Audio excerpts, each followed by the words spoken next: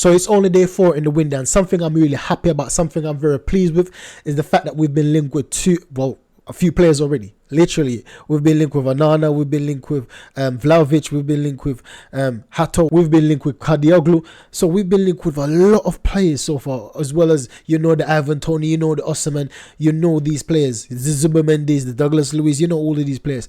And for me, it's exciting to see, especially when you see Ben Jacobs is talking about transfer. You see Fabrizio Romano talking about Arsenal and signing players. The latest one he's talking about is that Neto, Arsenal's still interested in Neto. And I love to see things like this, because with the 4th day going in, and I see we've been linked strong with players, strongly, and I love to see this, because this give me encouragement. This we've been so poor coming down to the end of the New Year, right? And even now, I believe that we're going to be playing Liverpool on Sunday. I don't know how the game's going to go. I'm not hopeful, but I'm confident right now because of the potential of what we may be bringing in. So in this video, we're just going to discuss the 2 of our targets. We're just going to take a look into some clips and talk about how they may fit into our team. We're going to talk about Hato, or we're going to talk about Kadioglu. So we're going to talk about these 2 players. One of them, one thing for sure, I know that we're going to get a left back or a left centre back that can play left back this window. And another thing is that Arteta is sick of Zinchenko. It's not just us, it's not just the fans. It's clear to see that Arteta is also disappointed and sick of Zinchenko.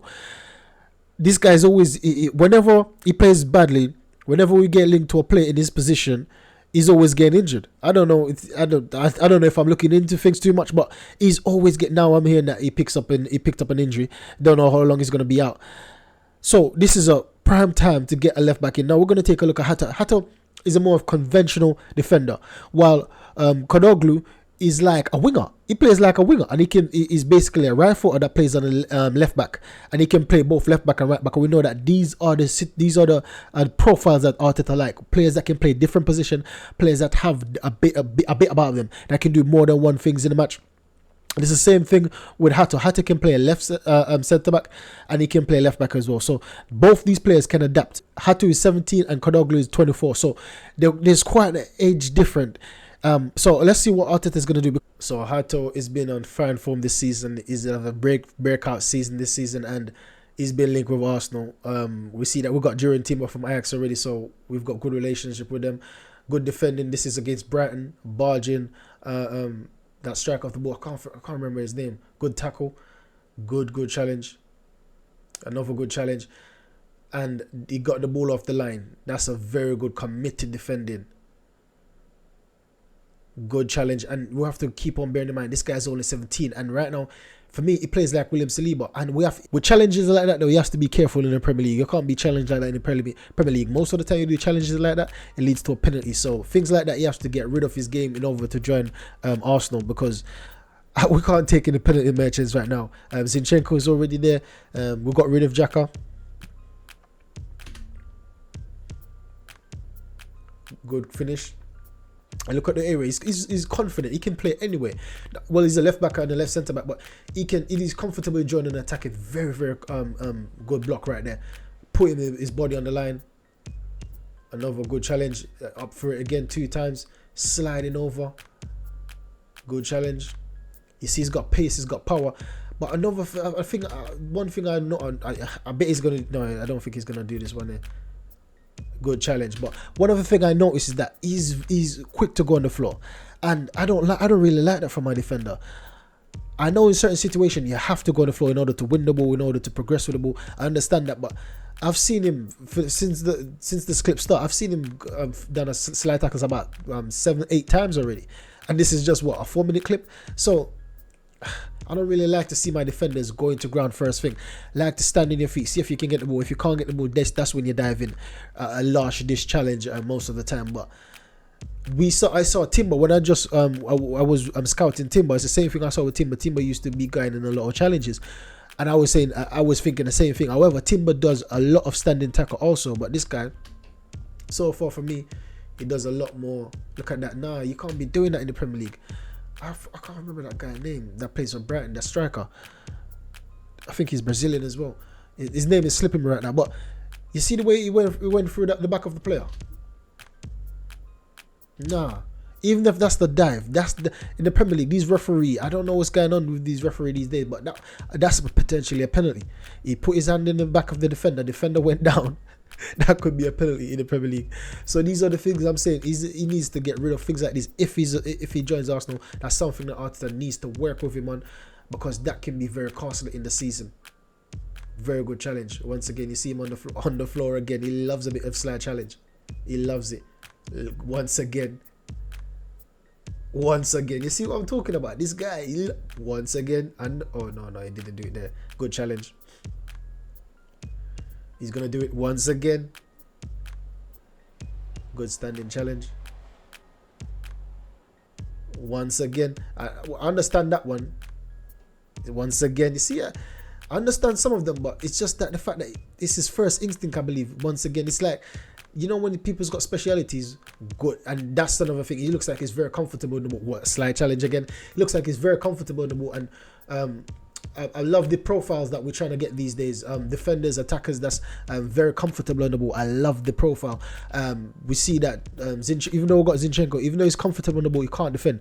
Now we got Kivio, who's a very good defender, but he's not comfortable on the ball. And Timber is injured, comfortable on the ball. Tamiaso is comfortable on the ball. So I like the profile of players that we're trying to get.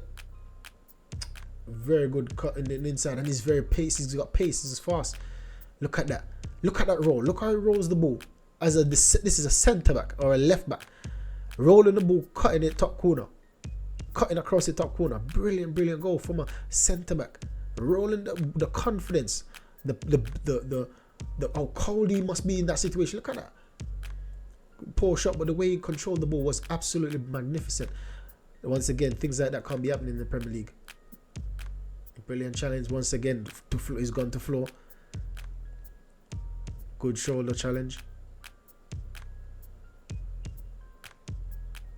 Gone to floor again. Oh boy, I don't know if this is a good thing or a bad thing, but the fact that is this clips are showing is successful shows that it's not necessarily a bad thing. But you know that the clips don't always show all the story. Sometimes it gives you, most of the times it gives you the good bits. It's not going to show you the times when he gives away the fouls from, once again, going to floors like this. And it looks like he got a shot on him as well. Poor control, got it back, gone to floor, got it back. Cut inside, brilliant, absolutely brilliant. Gone to floor again. Look at the confidence. That's what I love to see, man. Brilliant confidence. Gone in, he's aggressive. He plays like Bassi, and I think Bassi's from Ajax as well. Ajax got some brilliant defenders. They produce some brilliant defenders, Ajax. You remind me of Bassi. Always on the front foot. Brilliant. This looks like Saliba at 17. Looks confident. He looks so sure. He looks like a younger model of the Rolls Royce, right? The latest younger model of the Rolls Royce that hasn't got any road mileage on it. Hasn't got anything, but it needs to basically get some. You need to drive it out to get the engines flowing. It looks like a younger model of the Rolls Royce. I'm telling you, like William Saliba 2.0, confident, assured. Yeah, for a centre back, yeah, that's a good sign so far. So now we're going to take a look at Kadioglu, born 17th of October 1999, Turkey. Position right back, left back, right wing. So these are the things I'm saying that he can be potentially good for. 14 goals, 169 appearances, 15 assists, 81 pass percentage rate.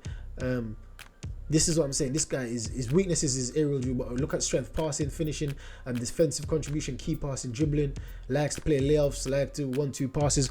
Now this guy looks like the English version of Trent Arnold.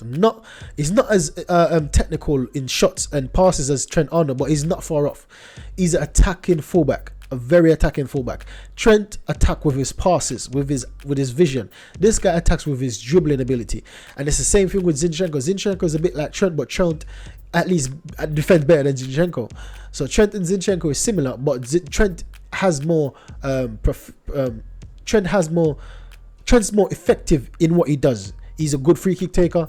He's a good passer of the ball. Zinchenko is like 5 to 4 points below Trent in terms of his passing ability, and that's what he's in the team for. You can dribble. Zinchenko can dribble as well, but this guy is a better dribbler than Zinchenko. Even though he's not a better passer like Trent and Zinchenko, he's a better dribbler.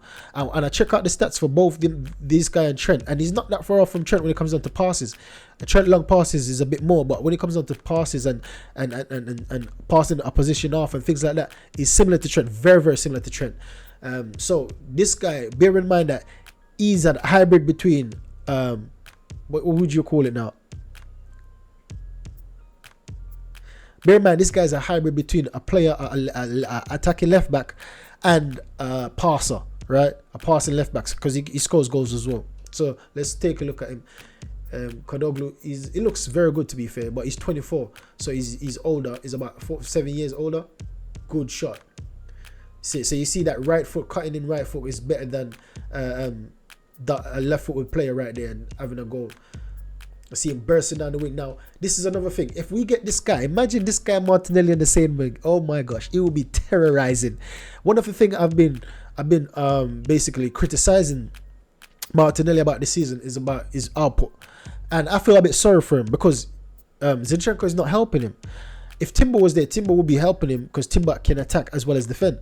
But Zinchenko, he doesn't attack. He cuts in midfield and look for passes. He's always looking for passes. But sometimes you need someone with speed to overlap Martinelli. Give Martinelli an option so he can drive at the defender. So there's always 2 or 3 players marking Martinelli. But if we've got a defender that can, with pace, you see that what this left wing done? He dropped in midfield, wait for the overlap or the underlap, and then pass it to this guy. And then this guy got the efficiency to cross it in the box. So if we get a player like this, well, he didn't cross it in, but yeah, you see what he could have done. You see, he link-up play is very good. He plays like a winger. That's the position you normally see Martinelli in, and he's a left-back. So this will create more space for Martinelli. Very strong on the ball as well. Number 10 will be where Martinelli is. So you see, he opens up the space for Martinelli, and he's got a very good shot on him, which I love to see. That's why I'm saying that it's very similar to Trent. Very good crosses as well. That's the goal he scored. He's got a very good shot, very good crosses. Look at that. So this is what I'm saying. It's very similar to Trent, but I would say it's better than Trent in terms of his dribbling ability. But Trent is a bit better than him when it comes down to passing. When I've checked out his stats and passing, Trent is a bit better. So overall, I would rather this player than Trent because I would rather my left back to be pacey. He's got more speed than Trent as well. And he's got an eye for goal. I'd rather my left back to be like that, to be fair. And he can play right back as well. Trent can only play right back. Even though Trent can go forward, this guy can go forward as well. So it's in a thing where if Saka is injured or Martinelli is injured, he could potentially play in those positions as well. So that's a very good option to have in a team. You know, Arteta love his options. Yeah, this guy looks solid. He looks absolutely solid. Look at that. Getting a penalty there. That should be a penalty. Cutting inside. That's what Saka does. Getting the ball back, crossing it in now. Is this a goal? Unlucky. That could have been easy. Would have been a goal. That cross out from cutting in midfield, crossing on his right foot. He's very good at reverse pass again. Absolutely magnificent, brilliant play. And by having right foot and playing on the left hand side gives another option, and having a right foot playing on the right hand side gives him a different option. So it can be both. He's very effective on both sides. He can, as you can see, he's cutting in the field on his right. Dribbling past players like they're nothing. This guy, he's like a midfielder. He's like a midfielder, but at left back. And I will, if we get a player like this, it will make us attack even better this season. Brilliant goal. Brilliant shot at the near post. Look at that. That's a striker's finish. That's a striker's finish. This guy. He looks solid. He looks solid. I will be happy with a player like this. Well, anyone would be better than Zinchenko right now, to be fair. Anyone. But this guy looks quality. Look at that cross. Look at that cross. Quality. Can't really see this. Look at the pace. Look at the speed. Lay off now. Turn. I can't believe this guy doesn't look like a left back. He doesn't look like a fullback at all. Look at that. Strength, speed, technique to control it on the inside. Technique. Brilliant cross. This guy is better than Ben White in crossing, that's for sure. That's for sure. And we need what a ball. What a ball. Look at that chip pass in his path. Another ball. Oh, inch perfect. Just over the head of the defender. Inch perfect. And if we get a tall player like Ivan Toney, now we're getting linked with Vlahovic. If we get Vlahovic or Toney, oh, it's game over. We'll be scoring goals like Haaland, like Man City last season. Brilliant shot. This guy's got a very good eye for goal. Tackle. And this is it, that he's a left back, and we're seeing more comps as him attacking than actually defending. I don't know if that's a good sign or a bad sign, but I'll surely take this one. He's scoring lots of goals. He is scoring lots of goals in these clips. And it's not just booky or fluky goals. It's screamers. He's scoring screamers from outside the box. Look at that, going through 3-4 players. Man, he's a left back. He's a left back. He's not a winger. We're not trying to sign the next Bukayo Saka. He's a left back. If we get a left back like this, man, hopefully he can defend as good as he can attack. It'll be over this season for everyone. Even though we're below everyone in terms of Liverpool and Man City, the top 4, even though we're in 4, it'll be over for everyone else, because everyone else is going to drop points. But if we get players like these, we need only 3 players we need to win this Premier League, I believe. If we sign 3 players, good shot. This guy, he's got close feet. If we sign 3 players, I think we can win the Premier League and go far in the Champions League. Striker or winger. Well, not even winger. Forget this guy. He could be a potential winger, but striker. And Jesus can play on the wing as well. Striker, a midfielder, and a left back. Look at this guy. He's moving like he's Messi. He's moving. This guy's a left back, bear in mind. He's moving like he's. Look at that. Nah, this guy. Quality. Absolute quality. Look at that. Nah, Arteta ain't getting this guy to play left back. He's getting this guy to play on the wing. I'm telling you, this guy's going to be competing with Martinelli. So I changed my mind. I don't think Arteta is getting this guy to play on the wing, on a left back. I think Arteta is getting this guy to play on the wing. He's going to be competing with Martinelli, but let's see what happens. But so far, I'm impressed by both. And if we could sign both, it would be absolutely magnificent. But I doubt it. If we could get Onana, it would be absolutely magnificent. I don't know if we're going to get him, but I don't know what Arteta is doing and Eddie is doing, but I trust them. Based off their previous record in the transfer windows for the last 4 years. They've been magnificent, apart from a 1 or 2 few signing like I didn't like Willian and things like that. But you're going to get some of them wrong. And I believe that we went for the cheapest option we could find at the time, because it's a rebuilding process, and you can't always go for the number 1 players you want, because first of all, they're not going to want to come to your team because they were in Champions League, they were in fighting for the 8th place in consecutive seasons. So the fact that we're going forward now we can attract bigger and better players, and that's what the board has been saying for a long time. The position that we find ourselves in now, we can attract better and bigger players, and I trust their judgment. So I'm just going to leave it in their hands. But so far, I would, out of these 2, if I could sign one, I would sign Kadioglu. Could I? Yeah, I would sign Kadioglu. I would save Hato for summer. And well, that's the thing. If we can get rid of Kivio, I would sign both Hato and Kadioglu. I would sign both, because we need a backup for Gabriel and someone to play. Also take the pressure off him, and he's 17, so he can take his time to get bedded in the team. If needs be, we'll put him on the loan, but I will keep him as a backup or as a better squad player. I would keep Hato as a squad player, but Kadioglu, I would have him start at left back, and when Timber gets back, they can compete for the left back spot. For the right back spot, they all can compete. Benjamin White can compete with Timber, Tomiyasu, and Kadioglu. These 4 players can compete for the right back, and for the left back it's the same.